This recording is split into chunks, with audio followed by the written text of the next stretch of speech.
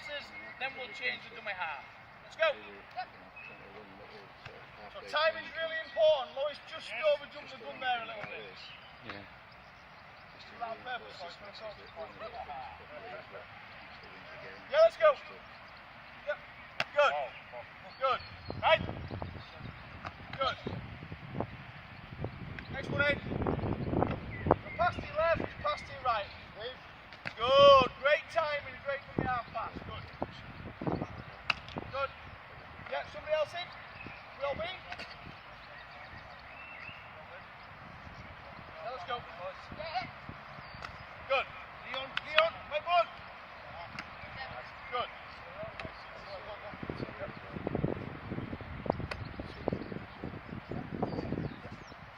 Good. Yes. Good. Well done. Perfect.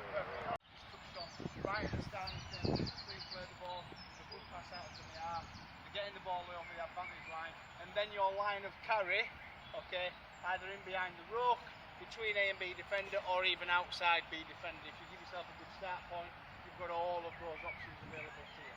Okay. The last little bit with me is now, what might happen when you've gained a little bit of momentum? Okay? So because of what you've done on those early plays, maybe plays 1 and 2 within the set, you give yourself a chance, you've made some decent meters and you've got over the advantage line, you've got some space in behind the ruck, or you've maybe won a little bit of a collision with the defence, okay, and you've had some great work that Chev's just shown you about how you can get out of there to get an efficient play the ball for the next carry, okay. Now we'll just talk about how we might develop that a little bit further, okay, and maybe create even more momentum, or maybe even a tackle bust and an offload, or a line break on the end of it, okay.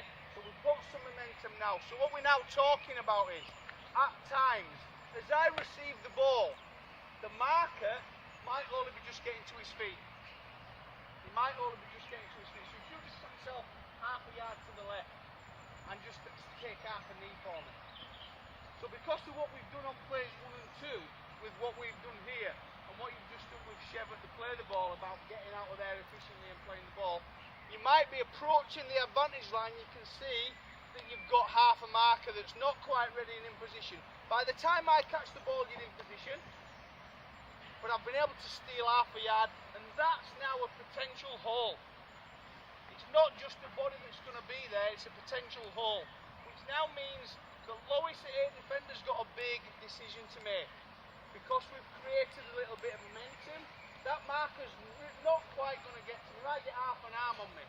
But Lois has then got a decision to make. As I go in here and see that space and exploit it, Lois might jam hard. She might come really, really hard. I've got to shut that down. So I can't be steady and just come forward because I've got a marker inside me as well that's going to help me clean him up. It's, yeah, I'm not sure I've got a marker. I've got to move fast to try and close that space up. Okay, that's where skill and then support comes into the equation. Because if I'm going for that hole and it closes up, and I've took some support with me, have I got the skill set to tip on and find a little bit of a pass to a support runner? Okay, which because of what's happened really quick, our B defenders maybe not going to be able to react to it as well, and we might make a line break or even some more momentum. It might be a legs tackle, and then the next one becomes a line break. So what we're going to simulate to start off with is we've created a little bit of momentum.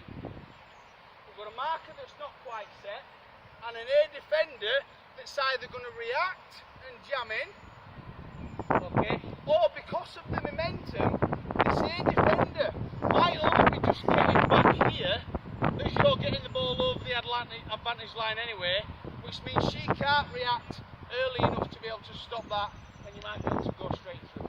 So Lois is going to change it up, whether she goes early enough to try and jam in and stop it, then I want you to try and find a tip on with a support runner, or whether she's a little bit late because the play the ball was so quick and she hasn't got time to jam it, and your decision is then to just follow through with your carry.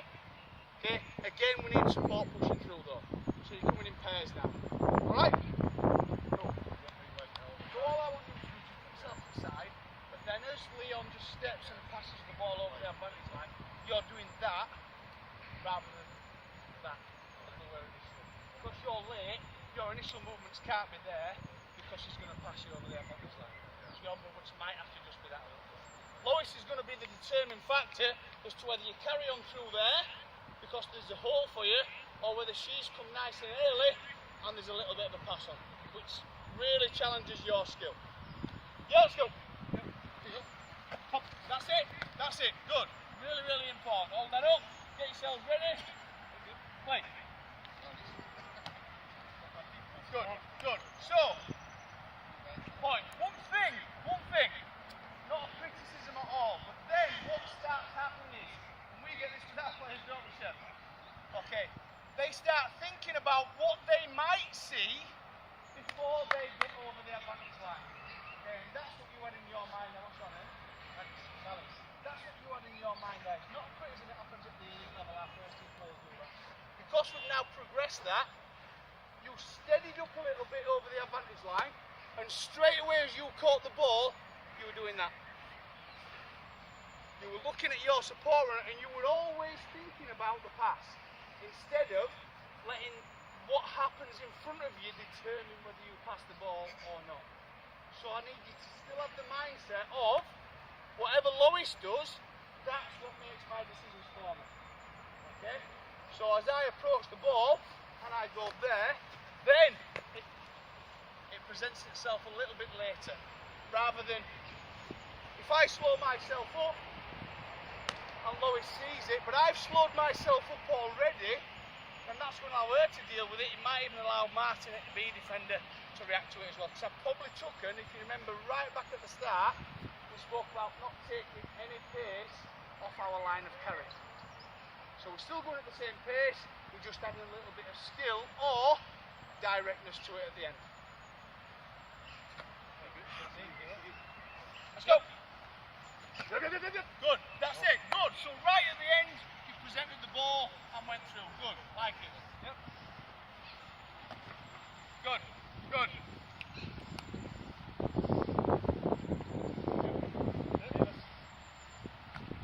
That's it, good.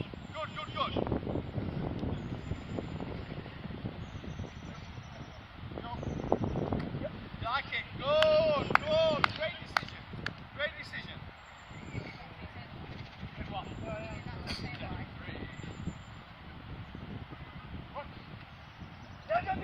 Like it, good stuff. We've already seen that marker's not quite set and is not quite ready. So we're already starting to decide that as we get the ball over the advantage line, we're going into that space. Okay? Then we make a decision whether we follow through or, because of what Lois does, we tip on. Okay, we're going to talk about what might happen differently, okay, a little bit later on. So have the mindset now that you're attacking that space there, and you're either carrying through that space, or Lois has reacted to it and you're passing.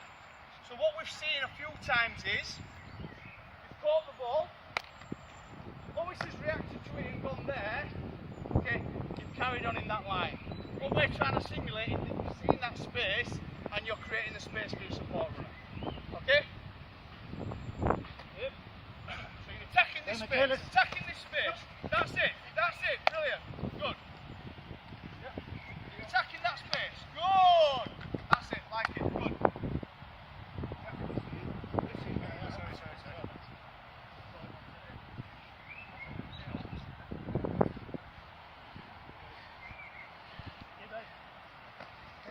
Like it, real good. One more. Brilliant.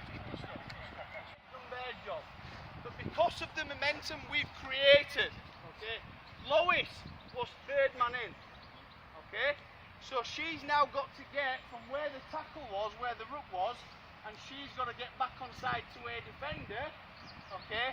And there's a question mark whether she's going to get there in time to get forward, which then creates a little bit of doubt in Martin, who's our B defender. Okay, so the ruck's secure, the markers were set, they did a decent enough job, but because of what you did with Chev, you got out of there nice and fast. The third man back, or the third lady back, didn't quite get back on side enough. So because of your line of carry, as you're getting the ball over the advantage line, Chev, Lois is just getting back. That's been closed up. You stay there, Lois. Just get back and come forward if you would. But that's been closed up because the markers were efficient this time. So now we're going to ask the question of the B defender. Because of my line of carry, Lois is a little bit late. Yep. Martin's taken that step forward from B because he was ready. Okay, but I'm going to find that space there. Now Martin's got a decision to make.